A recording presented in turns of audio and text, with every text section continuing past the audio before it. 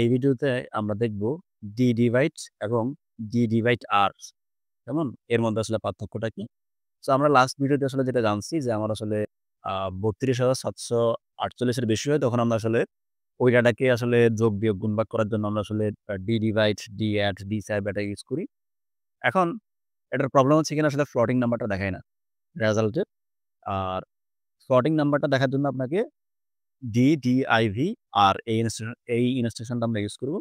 So আমরা last ভিডিওতে এখানে আসলে আমরা আ আমি যদি এটাকে আসলে ডি সাব থেকে যদি আমি এটাকে জাস্ট ডি ডিভাইড করি, ধরুন আমরা এখানে লিখলাম ডিআইভি, কেমন?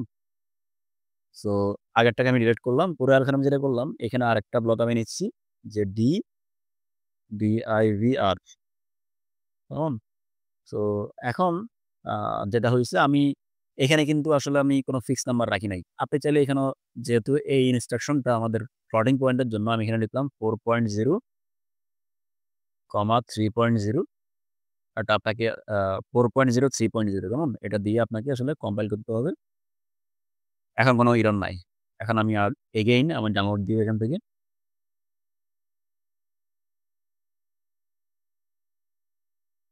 ওকে।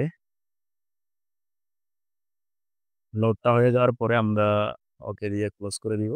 সো এখন যদি এটাকে আমি অনলাইন করি, সো এখানে আপনাকে আসলে ফ্লোটিং পয়েন্টটা দেখার জন্য আপনাকে অবশ্যই ভিউতে এসে এই যে আমার মনিটরিং ডাটা ফরম্যাট এখানে আপনাকে প্লট করে দিতে হবে। তো দেখুন এখানে আমার 1.3 আসছে রেজাল্টটা। কেমন? সিমিলারলি আপনার আ ডি অ্যাডার, ডি সাভার কেমন? এগুলো ইউজ করতে হবে যদি প্লটিং সংখ্যা নিয়ে কাজ করতে হয়।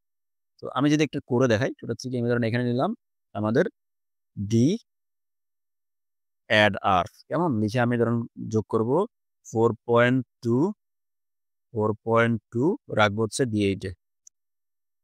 সো আমি যদি এখন এটাকে আসলে আমরা যদি আসলে কম্পাইল করি, দেন আমরা যদি এখান থেকে আমাদের আ প্রোগ্রামটাকে ডাউনলোড দিই, ট্রান্সফার দিব আমি। এখান থেকে আমি ওকে দিব।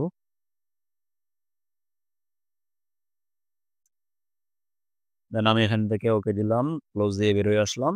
এখন আমি যদি এটাকে অনলাইন করি, তাহলে দেখুন আমার 4.2 প্লাস 4.2 8.4 কিন্তু আমার D8 এ আসলে জমা হয়ে গেছে। কেমন? সো এভাবে আমরা খুব সহজে আমাদের ফ্লোটিং নাম্বারের যোগ, বিয়োগ, গুণ, ভাগ করতে পারবো। সকলকে অসংখ্য ধন্যবাদ। আসসালামু আলাইকুম।